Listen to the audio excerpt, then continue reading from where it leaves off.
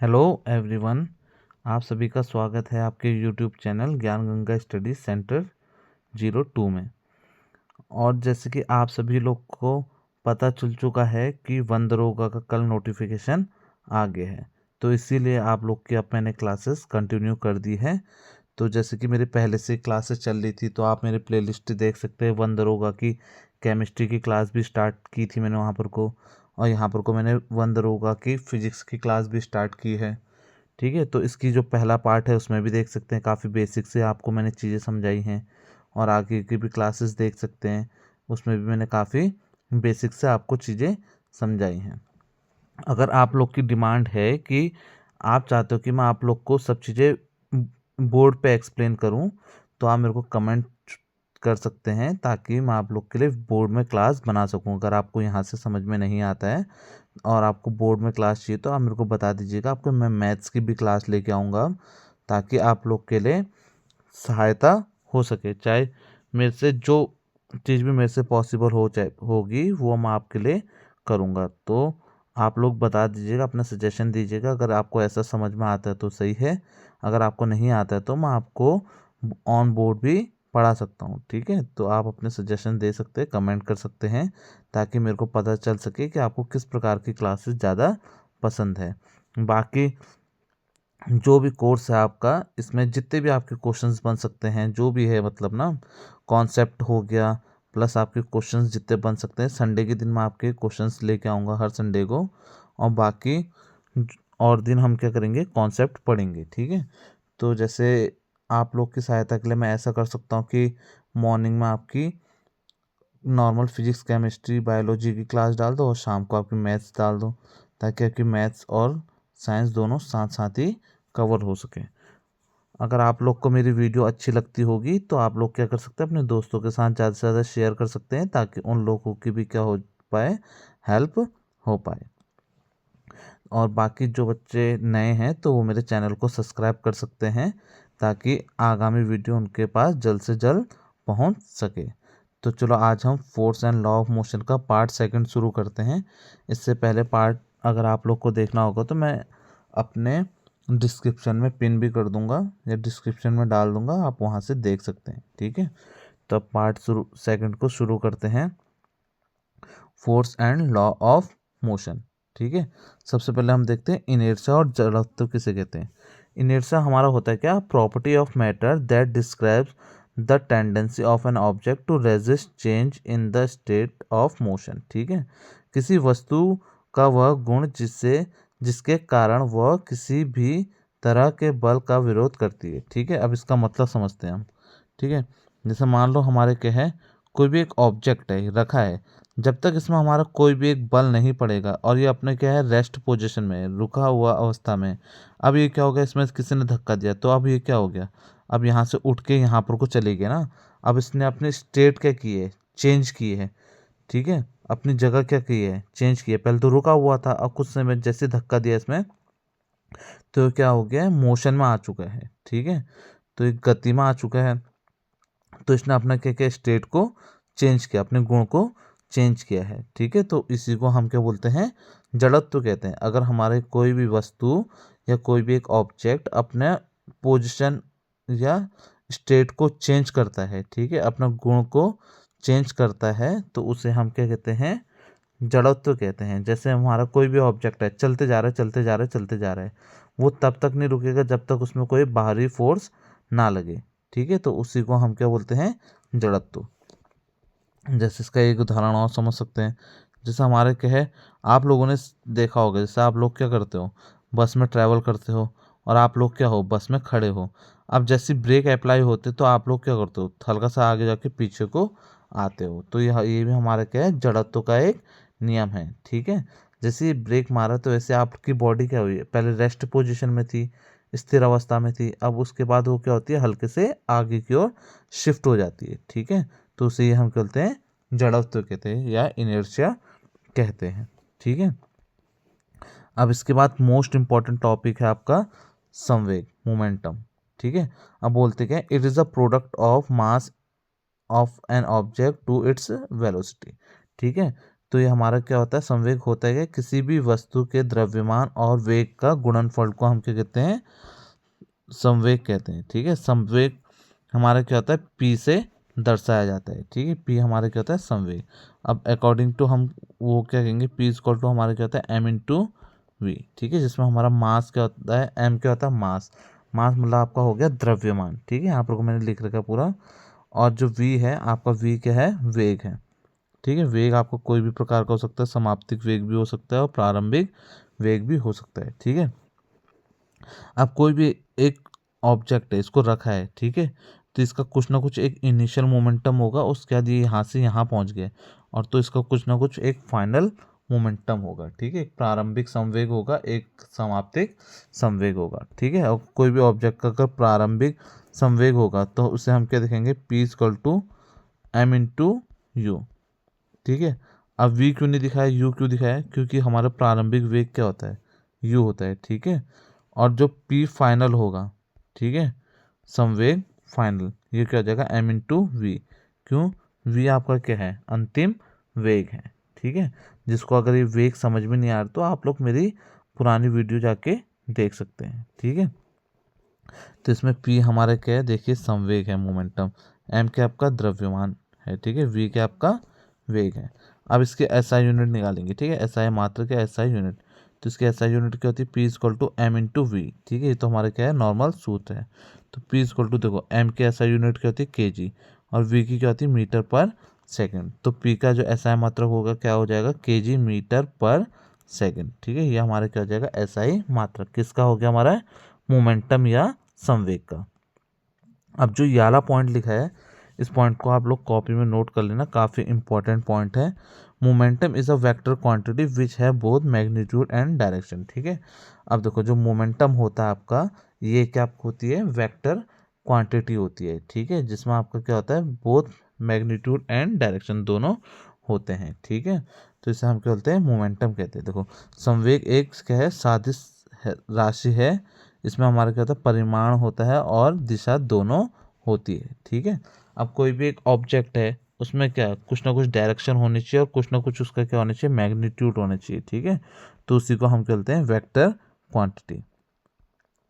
अब आता है हमारा सेकंड लॉ ऑफ मोशन, ये काफ़ी इंपॉर्टेंट लॉ ऑफ मोशन है। ठीक है, क्यों है इसके बारे में अभी आपको मैं बताऊंगा। अब गति का द्वितीय नियम, अब ये बोलता है क्या, देखो the second law of motion states that the rate of change of momentum of an object is directly proportional to the applied unbalanced force in the direction of force। ठीक है, अब हिंदी में बोलेंगे से, गति का द्वितीय नियम यह बताता है कि किसी वस्तु का संवेग में परिवर्तन की दर उस पर लगाने वाले असंतुलित बल की दशा के बल के समानुपाती है। ठीक है, तो इसने क्या बोल दिया, जो आपका फोर्स है, ठीक है, बल है, ये आपका क्या है, डायरेक्टली प्रोपोर्शनल टू हमारे क्या गया, चेंज इन मोमेंटम। ठीक है, जो अनबैलेंस्ड फोर्स है वो हमारे डायरेक्टली प्रोपोर्शनल क्या हो गया, चेंज इन मोमेंटम। ठीक है, चेंज इन मोमेंटम को अब आप लोग क्या बोलोगे, P final minus P initial. ठीक है, P final minus P initial आपका क्या हो जाएगा, चेंज इन मोमेंटम हो जाएगा। तो F is directly proportional to क्या हो गया, P final minus P initial. वैसे F is directly proportional to क्या हो गया, पी फाइनल को हम कह सकते हैं एम इंटू वी, अभी थोड़ी देर पहले ऊपर समझाया था मैंने आपको। ठीक है, और पी इनिशियल को हम कह सकते हैं एम इंटू यू। ठीक है, अब इन दोनों में से हम क्या करते हैं, एम को कॉमन ले लिया हमने। ठीक है, तो हमारे पास क्या बचा है, V minus U upon T. T क्यों है, क्योंकि रेट है हमारे, rate of change of momentum है, तो हमारा क्या आ जाएगा, टी आ जाएगा। ठीक है, असंवेग में परिवर्तन की दर, ठीक है, एफ क्या होता है आपका, directly proportional to M into U आता है। क्यों होता है, देखो आपको पता है V equal to U plus क्या होता है आपका, ए टी होता है। ठीक है, तो ए इक्वल टू यहाँ से क्या आ जाएगा, V minus U upon T हो जाएगा। तो यहाँ पर हमने V minus U upon T को ही क्या लिख रखा है, ए लिखा है। ठीक है, देखो ये है आपका V minus U upon T, और उसी की जगह हमने क्या लिख दिया है, ए। अब देखो कभी भी याद रखना, अगर डायरेक्टली प्रोपोर्शनल का साइन अगर हटता है तो उसकी जगह क्या होता है, कुछ ना कुछ हमारा कांस्टेंट एक ऐड रहता है। ठीक है, तो हमारा कांस्टेंट इसमें क्या है, ऐड है, जिसमें हमने के की वैल्यू कितनी ले ली है, 1 ले ली है। तो यहाँ से हमारा एक फॉर्मूला डिराइव होता है F equal to M A. ठीक है, ये हमारा किसका फॉर्मूला है? बल का। बल बराबर हमारा क्या होता है? द्रव्यमान बट्टे वेग। ठीक है, द्रव्यमान बट्टे त्वरण हो जाएगा।